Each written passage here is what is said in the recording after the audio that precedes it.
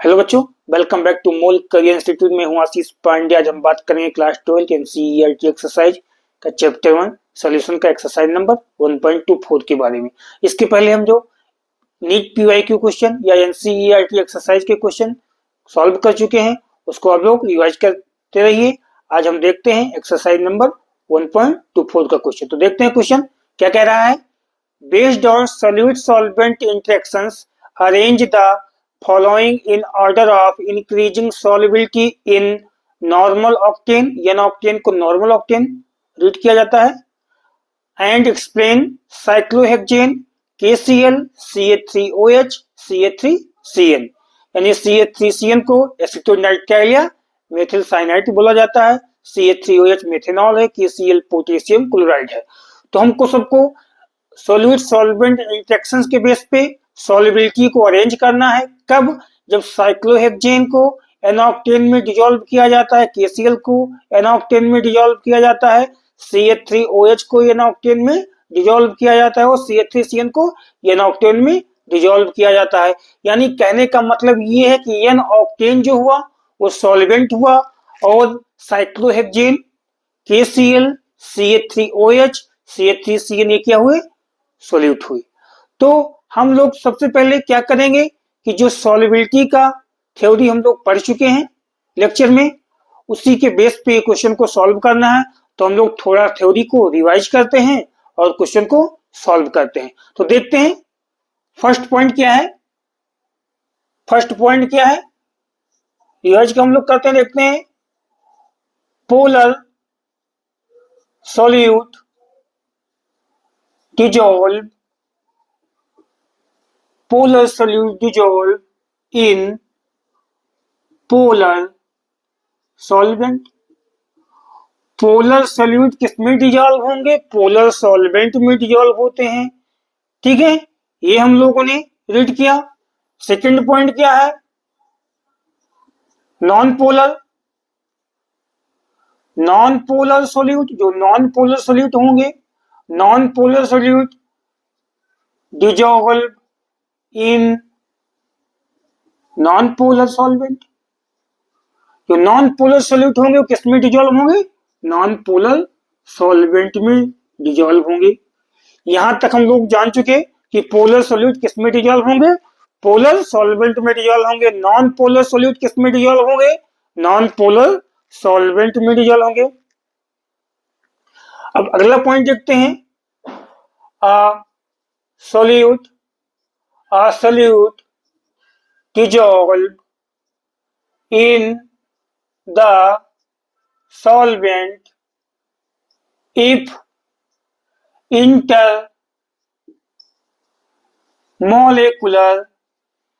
intermolecular interactions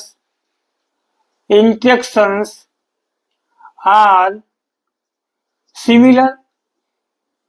कहने का मतलब ये है कि सॉल्यूट डिजॉल्व कब होते हैं सॉल्वेंट में? जब इंटरमोलेकुलर इंटरेक्शंस या इंटरमोलेकुलर फोर्स सिमिलर होता है, तब डिजॉल्व होते हैं सॉल्यूट किसमें? सॉल्वेंट में। तो ये पॉइंट फर्स्ट हमने देखा, polar solute dissolve in polar solvent. तो ड्यू टू, क्यों सॉल्वेंट पोलर सॉल्वेंट पोलर में डिजॉल्व होते हैं? क्यों?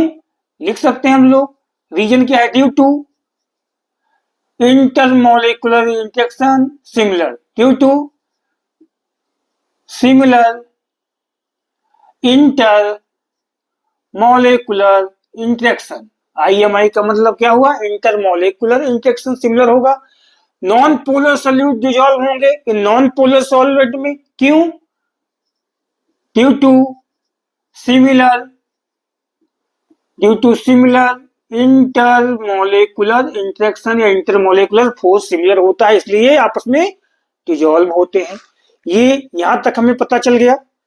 अब देखते हैं कि सॉल्यूट को किसमें डिजॉल्व करना है? सॉल्वेंट में। तो सॉल्वेंट क्या है यहाँ पे? एन-ऑक्टेन। एन-ऑक्टेन जो बोला गया यहाँ पे क्वेश्चन में दिया हुआ एन-ऑक्टेन, ये क्या है? सॉल्वेंट है। अब इसका मॉलिक्यूलर फार्मूला क्या होता है? C8H 18 मॉलिक्यूलर फार्मूला इसका होता है। अब ये मॉलिक्यूल देखते हैं क्या है, पोलर है कि नॉन पोलर है। तो जो एन ऑक्टेन नॉर्मल ऑक्टेन है ये नॉन पोलर मॉलिक्यूल है, नॉन पोलर मॉलिक्यूल है, ये नॉन पोलर मॉलिक्यूल है। आप लोग इसका स्ट्रक्चर बना ही लेंगे कैसे बनता है। तो ये नॉन पोलर मॉलिक्यूल है, non polar molecule, non polar क्या है, सॉल्वेंट है। अब इस नॉन पोलर सॉल्वेंट को हम लोगों को क्या, सोल्यूट को डिजोल्व करना है।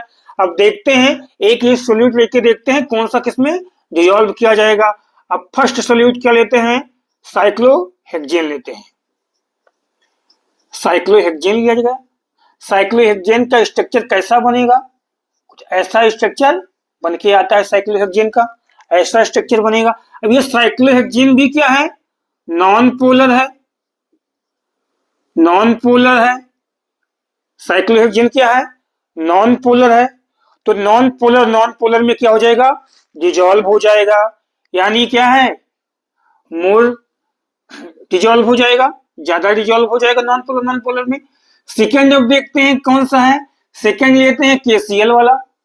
अब KCl देखते हैं तो KCl क्या है, आयनिक कंपाउंड है, यानी आयनिक सॉल्यूट है, ये आयनिक कंपाउंड है, ये आयनिक मॉलिक्यूल आयनिक कंपाउंड है KCl।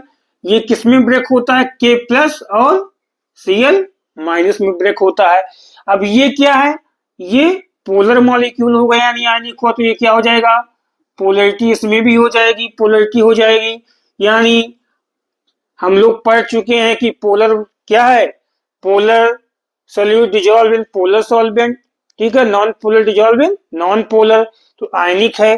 तो इसको हम लोग क्या से कह सकते हैं, लीस्ट सोल्यूबल या लीस्ट डिजोल्व, लीस्ट सोल्यूबल कह सकते हैं हम लोग, लीस्ट सोल्यूबल कह सकते हैं। और क्या कह सकते हैं यहाँ, नो सोल्यूबल, यही डिजोल्व होता है, ठीक है। साइक्लोहेक्सेन क्या हुआ, नॉन पोलर हुआ, तो ये हाईली डिजोल्व हो जाएगा, हाईली सोल्यूबल हो जाएगा। अब सेकेंड हो गया, थर्ड हम लोग लेते हैं। थर्ड क्या है, थर्ड CH3OH है।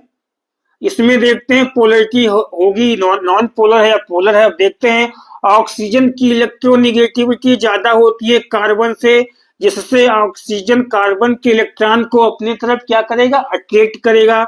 तो ऑक्सीजन पे पार्शियल नेगेटिव चार्ज आएगा और कार्बन पे पार्शियल पॉजिटिव चार्ज आ जाएगा, जिससे यहाँ पे पोलरिटी डेवलप हो जाएगी, ये पोलर मॉल हो गया, पोलर सोल्यूट हो गया। अब देखते हैं फोर्थ में क्या है, फोर्थ में क्या है, CH3CN है। इसका स्ट्रक्चर कुछ ऐसे बनेगा CH3CN का, यहाँ पे ट्रिपल बॉन्ड होता है C और N के बीच में। अब देखते हैं कि नाइट्रोजन की इलेक्ट्रोनिगेटिविटी ज्यादा होती है कार्बन से, इसलिए नाइट्रोजन अपनी तरफ कार्बन के इलेक्ट्रॉन को अट्रैक्ट करेगा और नाइट्रोजन में पार्शियल नेगेटिव चार्ज, कार्बन पे पार्शियल पॉजिटिव चार्ज आ जाएगा, जिससे ये भी क्या हो जाएंगे, पोलर हो जाएंगे। अगर पोलर हो जाएंगे तो क्या है, लेस सॉल्युबल होंगे, लेस सॉल्युबल होंगे किसमें, ऑक्टेन में या नॉर्मल ऑक्टेन में लेस सॉल्युबल होंगे। अब हम लोग देख चुके कि कौन सा सॉल्युबल होगा, कौन सा सॉल्युबल नहीं होगा। अब इस बेस पे हम लोग इंक्रीजिंग ऑर्डर क्या है, अरेंज करते हैं। तो देखते हैं इंक्रीजिंग ऑर्डर को कैसे अरेंज किया जाएगा। इंक्रीजिंग ऑर्डर को कैसे अरेंज किया जाएगा, इसको जो इरेज कर देते हैं, आप लोग इसको लिख चुके होंगे, तो इसको इरेज करते हैं और इंक्रीजिंग ऑर्डर लिखा जाता है कि इंक्रीजिंग ऑर्डर क्या इसका बनेगा। अब हमको सबको इंक्रीजिंग ऑर्डर लिखना है, यानी कम से ज्यादा की तरफ लिखना है, यानी कम सॉल्युबल से लीस्ट सॉल्युबल से हाईली सॉल्युबल तक जाना है इंक्रीजिंग ऑर्डर। तो देखते हैं सबसे कम सॉल्युबल क्या होगा, यानी आयनिक कंपाउंड था कौन सा, KCl, सबसे लीस्ट ये होगा, लीस्ट सॉल्युबल होता है या नो सॉल्युबल हम लोग कह सकते हैं, सबसे कम ये हो गया। इसके बाद देखते हैं कि CH3OH एंड CH3CN और साइक्लोहेक्सेन, साइक्लोहेक्सेन तो नॉन पोलर है, ये हाईली सॉल्युबल हो जाएगा। CH3OH और CH3CN दोनों पोलर हैं, दोनों पोलर सॉल्यूट है, तो इसमें में से कौन सा सबसे ज्यादा सॉल्युबल होगा, कौन सबसे कम होगा, हम लोग देखेंगे। अब कैसे देखेंगे?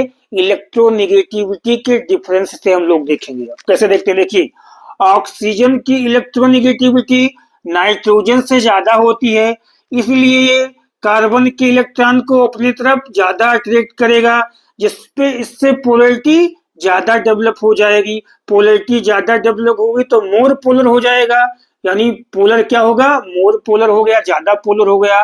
किससे? नाइट्रोजन से। अगर मोर पोलर हो जाएगा तो सॉल्युबिलिटी इसकी कम हो जाएगी एन ऑक्टेन में, इसकी सॉल्युबिलिटी ज्यादा हो जाएगी। तो सॉल्युबिलिटी कम हो जाएगी तो हमको सबको कम से ज्यादा की तरफ चलना है। KCl की सबसे कम सॉल्युबिलिटी हुई, उसके बाद क्या आएगा? CH3OH आएगा। CH3OH क्यों आता है? क्योंकि ऑक्सीजन की इलेक्ट्रोनेगेटिविटी ज्यादा होती है नाइट्रोजन से, इसलिए इसमें पोलरिटी ज्यादा डेवलप हो जाएगी। इसके बाद क्या आ गया? CH3CN आ गया, और उसके बाद क्या आ गया?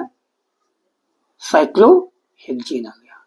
यानी ऑर्डर, इंक्रीजिंग ऑर्डर सॉल्युबिलिटी का कुछ ऐसा जाके बना, ये ऑर्डर हो जाएगा। समझ में आ गया कि CH3OH और CH3CN में सॉल्युबिलिटी किसकी ज्यादा होगी, ये हम लोग समझ गए हैं।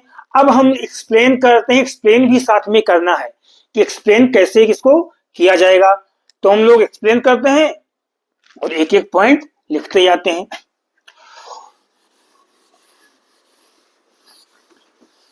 तो एक्सप्लेन का पॉइंट हम लोग लिखते हैं। फर्स्ट पॉइंट जो एक्सप्लेन में होगा क्या हो जाएगा? फर्स्ट पॉइंट हम लोग क्या लिखते हैं? फर्स्ट पॉइंट जो होगा,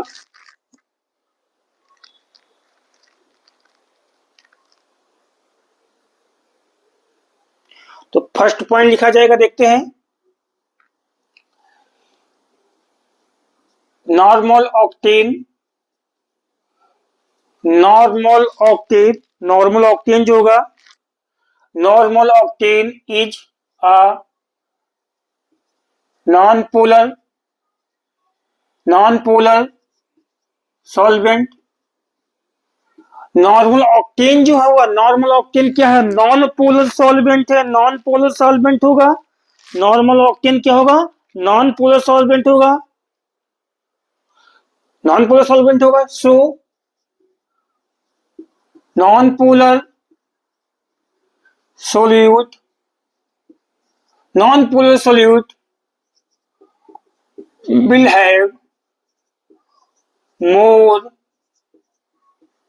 soluble। जिससे क्या होगा? नॉन पोलर सोल्यूट क्या होगा? मोर सॉल्युबल हो जाएगा। क्यों होगा? क्योंकि नॉर्मल ऑक्टेन क्या है? नॉन पोलर सॉल्वेंट है। ठीक है, ये पॉइंट हो गया। अगला पॉइंट हम लोग देखते हैं, कौन सा पॉइंट लेके चलते हैं? साइक्लोहेक्सेन का हम लोग पॉइंट लेके चलेंगे। अब देखते हैं क्या होगा। साइक्लोहेक्सेन का पॉइंट लेके चलते हैं। Cyclohexane is non polar solute, so it has so क्या शो करेगा? नॉ साइक्लोहेक्सेन क्या है? नॉन पोलर सोल्यूट है। सो it has more so more more solubility, yeah, so more solubility in normal octane. ठीक है, साइक्लोहेक्सेन क्या है?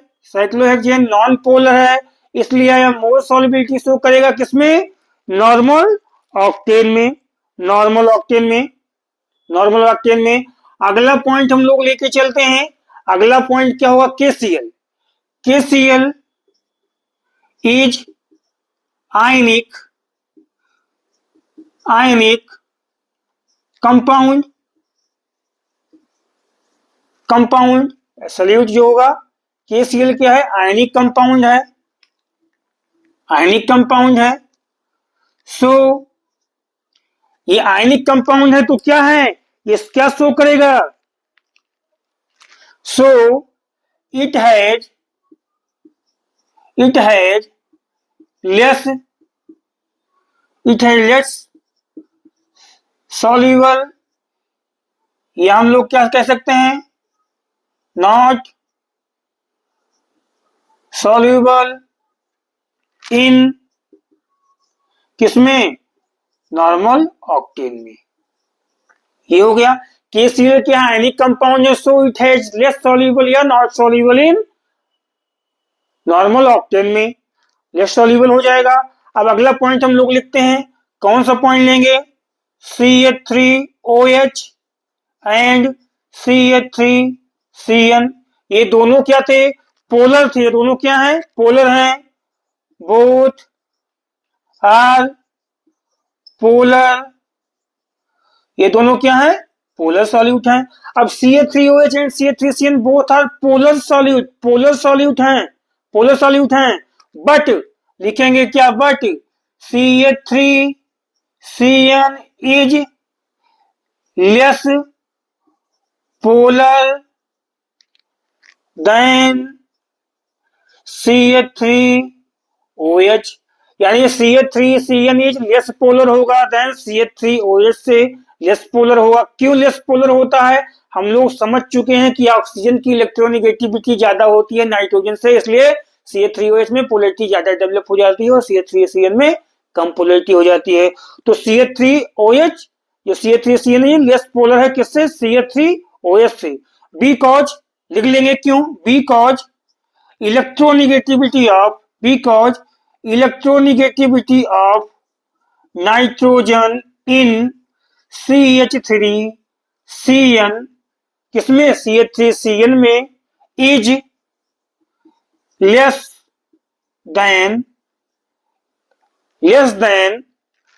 than electronegativity of oxygen in